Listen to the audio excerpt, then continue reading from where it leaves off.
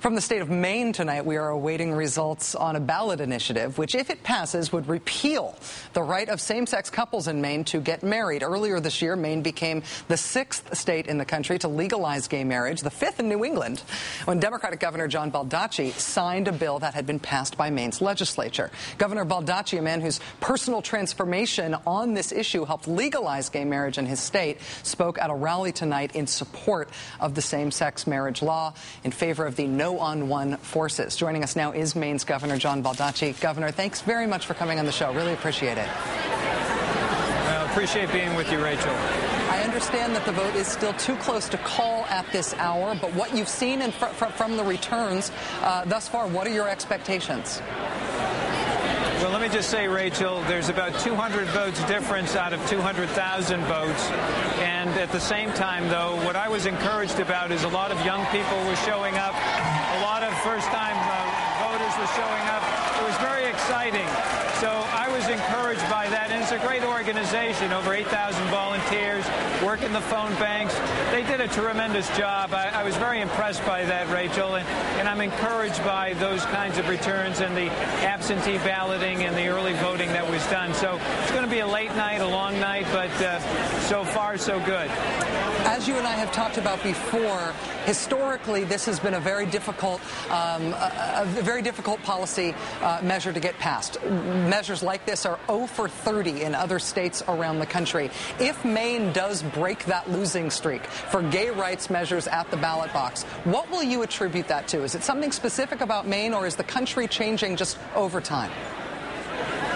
Well, Rachel, I think both things are. The country is changing, and I think people are evolving on this particular issue. And in Maine, people in Maine respond to individual rights and anti-discrimination initiatives.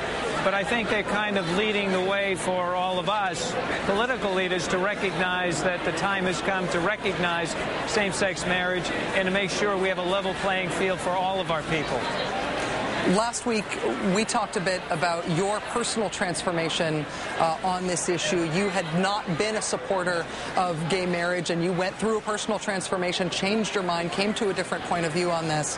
Having gone through this whole referendum process, are you still glad that you changed your position? Yeah, I am. I really am more than ever before, Rachel, and more passionate about it, and trying to encourage others to follow the track that I took, understanding the struggles I went through and the challenges that I kind of challenged myself on. But it's the right thing to do. It's the fair thing to do. And Mainers respond to that, and I'm proud of them. And they showed up in record numbers.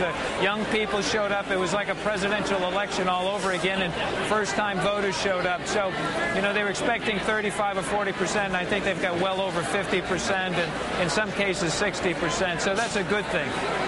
One point of view that people have been debating on this subject is that is the idea that civil rights for minority groups shouldn't be subject to a popular vote. They should be the aegis of courts and executives. Having gone through this process, and again, we don't know how this is going to end up at the end of the night here in Maine, what's your view of that as a general principle? Well, as a general principle, I understand the unfairness of being able to do it, but as an individual citizen, I think it's good to go through a campaign. It helps to educate other people.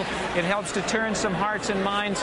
Sometimes it's by just changing a law that doesn't happen, and I think by doing it this way, we're changing societies and cultures and norms and recognizing that times have changed, and it's part of that process and that climb as we reach to the top of the mountain. We're going to get there, Rachel. I'd like to get there sooner rather than later, but we're going to get there. Governor John Baldacci of Maine, still awaiting results in one of the great unknowns for Election 09 tonight. Thank you so much for your time tonight, sir. Enjoy the evening. Thank you. Great talking with you.